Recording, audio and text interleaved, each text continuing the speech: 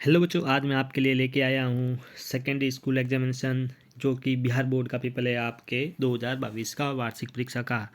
Subject है आपकी यानी कि विषय है सोशल साइंस और कक्षा तो आपको बताइए आपकी कक्षा 10वीं है। ये पेपर 80 नंबर का है और इसमें क्वेश्चन है 112 80 प्लस 32। चलिए शुरू करते हैं वीडियो को,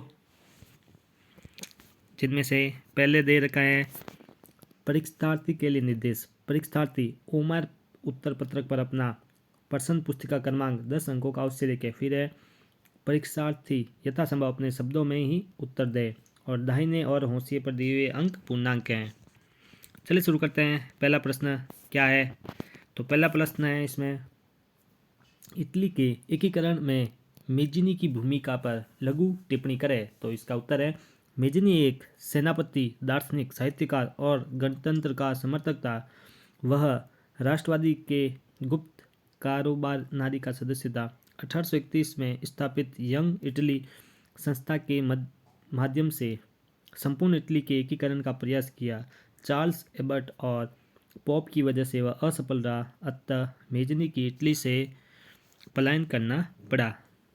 ठीक है, अगला क्वेश्चन है, दांडी यात्रा पर एक टिप्पणी लिखें। तो इसका उत्तर है, महात्मा गांधी ने 12 मार्च 1930 को अपने 78 विश्वस्त सहयोगियों के साथ दांडी यात्रा प्रारंभ की। यह यात्रा साबरमती आश्रम से दांडी तक 240 मील की दूरी 24 दिनों में पूरी हुई। इस यात्रा का उद्देश्य समुद्र के पानी से नमक बनाकर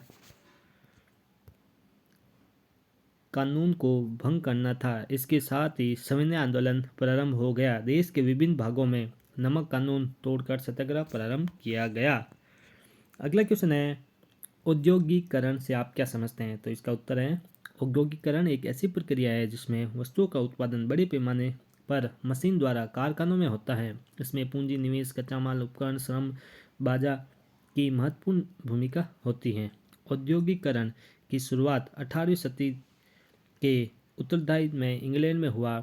spinning jenny, flying shuttle, powerful safety lamp, wasp engine इसमें महत्वपूर्ण योगदान दिया गया।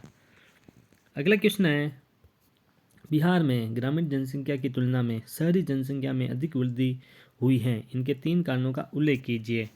तो इसका उत्तर है, बिहार में ग्रामीण जनसंख्या की तुलना में शहरी जनसंख्या में अधिक वृद्धि के निम्नलिखित कारण है। पहला, शिक्षा के लिए पर्याप्त स्कूल कॉलेज। दूसरा है रोजगार के पर्याप्त साधन। तीसरा है चिकित्सा, सुरक्षा एवं अन्य शहरी सुविधाओं की प्राप्ति। अगला क्वेश्चन है अपने पास, उद्योग स्थापना को प्रभावित करने वाले 3 कारकों का वर्णन करें। तो इसका उत्तर है, उद्योग स्थापना को प्रभावित करने वाले 3 कारण निम्नलिखित है, कच्चे माल की प्राप्ति, यातायात की सुविधा, बाजार।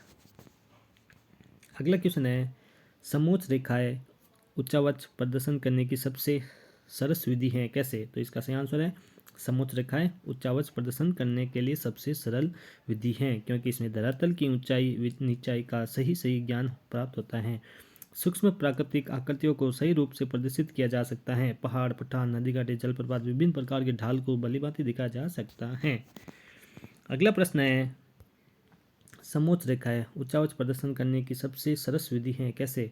तो इसका उत्तर है, समोच्च रेखाएं उच्चावच प्रदर्शन की सबसे सरल विधि है, क्योंकि इसमें धरातल की ऊंचाई नीचाई का सही सही ज्ञान प्राप्त होता है। सूक्ष्म प्राकृतिक आकृतियों को सही रूप से प्रदर्शित किया जा सकता है। अगला है, पहाड़, पठार, नदी घाटी, जलप्रपात या विभिन्न प्रकार की ढाल को भलीभांति दिखाया जा सकता है। बहुउद्देशीय नदी घाटी परियोजना से होने वाले लाभ हानि का वर्णन करें। तो इसका सही उत्तर है, बहुउद्देशीय नदी घाटी परियोजना में होने वाले लाभ निम्नलिखित हैं, बाढ़ नियंत्रण, जल विद्युत उत्पादन, नर्मदा सिंचाई की सुविधा, मिट्टी का कटाव, पर्यटकों के लिए आकर्षक केंद्र बनाना। बहुउद्देशीय नदी घाटी परियोजना से निम्नलिखित होने के कारण होती हैं। तो इसका है, भूकंप का खतरा बढ़ जाता है, मिट्टी में लवणता का बढ़ना, विस्थापन की समस्या। अगला क्वेश्चन है, बाढ़ के विनाशकारी प्रभाव से बचने के लिए क्या क्या उपाय किए जाने चाहिए? तो सही उत्तर है, बाढ़ से बचाव के उपाय निम्नलिखित हैं, नदियों के किनारे मजबूत तटबंध बांध का निर्माण, वृक्षारोपण, मिट्टी के कटाव को रोकना, सूचना तंत्र को सुदृढ़ करना। अगला क्वेश्चन है, जनसंख्या के 2 पक्षों का उल्लेख कीजिए। जनसंघर्ष। तो इसका सही उत्तर है, जनसंघर्ष के 2 पक्ष हैं, सकारात्मक और नकारात्मक। राजनीतिक और सामाजिक स्तर पर व्याप्त बुराइयों को दूर करने का उद्देश्य सकारात्मक है। वर्तमान व्यवस्था में विरुद्ध सहमति की भावना नकारात्मक है। अगला क्वेश्चन है, चिपको आंदोलन क्यों और कहाँ हुआ? तो इसका सही आंसर है चिपको आंदोलन 1970 के दशक में वर्तमान उत्तराखंड प्रांत में प्रारंभ हुआ। इस आंदोलन के प्रणेता सुंदरलाल बहुगुणा हैं। यह पर्यावरण रक्षा के लिए किया गया आंदोलन था। जंगलों में व्यावसायिक आधारों पर वृक्षों की कटाई के विरोध में यह आंदोलन किया गया। गांव वाले विशेष महिलाओं ने वृक्षों से चिपक कर पेड़ों की रक्षा की। अगला क्वेश्चन है, भारत में सत्ता की साझेदारी से आप क्या समझते हैं? तो इसका उत्तर है राजनीतिक व्यवस्था के स्थायित्व के लिए सत्ता में साझेदारी आवश्यक है। भारत में विभिन्न सामाजिक समूह के बीच अभिव्यक्ति एवं पहचान के लिए सत्ता का विभाजन होता है। सत्ता में साझेदारी आपसी टकराव से बचने के लिए भी आवश्यक हो जाता है। अगला क्वेश्चन है, अर्थव्यवस्था किसे कहते हैं? तो इसका सही आंसर है अर्थव्यवस्था एक ऐसा तंत्र है जिसके अंतर्गत विभिन्न प्रकार की आर्थिक क्रियाएं की जाती है जिसके द्वारा लोग अपनी आवश्यकताओं को संतुष्ट करते हैं। अगला क्वेश्चन है, आय का गरीबी के साथ क्या संबंध है? तो इसका उत्तर है सामर्थ्य। आय के आधार पर ही लोगों को अमीर एवं गरीब वर्ग में बांटा गया है। आय कम होने के कारण वे अपनी न्यूनतम आवश्यकताओं को भी पूरा करने में समर्थ नहीं होते हैं। इसके परिणाम स्वरूप बचत बहुत कम होती है। बचत कम होने के कारण विनियोग भी कम होता है जिसमें पूंजी निर्माण की दर भी कम होती है। पूंजी निर्माण की दर कम होने से प्रति व्यक्ति आय भी कम प्राप्त होता है। इस तरह गरीबी का चक्र चलता रहता है। अगला क्वेश्चन है, मौद्रिक विनिमय प्रणाली क्या है? तो इसका सही आंसर है मौद्रिक विनिमय प्रणाली में मनुष्य के सामाजिक एवं व्यावसायिक जीवन का संचालन मुद्रा के माध्यम से होता है। इस प्रणाली में पहले कोई व्यक्ति अपनी वस्तु या सेवा बेचकर मुद्रा प्राप्त करता है, फिर उस मुद्रा से अपनी आवश्यकताएं पूरी वस्तुएं खरीदता है। चूंकि इस प्रणाली में मुद्रा विनिमय के माध्यम का कार्य करती हैं इसलिए इसे मौद्रिक विनिमय प्रणाली कहते हैं। इसी के साथ आज का ये आपका मॉडल पेपर समाप्त होता है जो कि आपके एग्जाम में आने वाला है।